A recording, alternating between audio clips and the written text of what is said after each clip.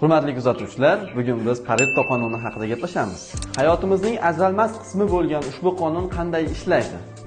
Bajarayotgan ishlarimizning 20% biz kutayotgan natijaning 80% ni taqdim qiladi.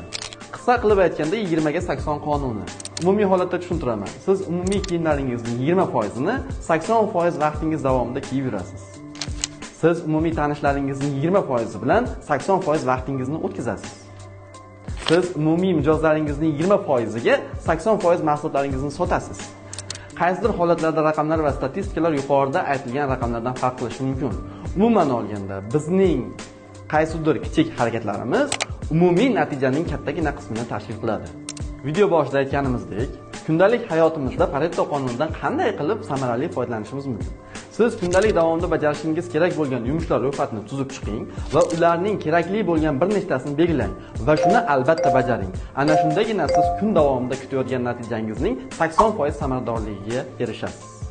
Agar siz tadbirkor bo'lsangiz va faoliyatingiz davomida bu qonunni qanday ishlatish bo'yicha sizda savollar bo'lsa, bizga murojaat qiling. Dasturlarimizdagi avtomatlashtirilgan holatdagi Pareto qonunining amalda ishlayotgan qismini sizga ko'rsatib beramiz.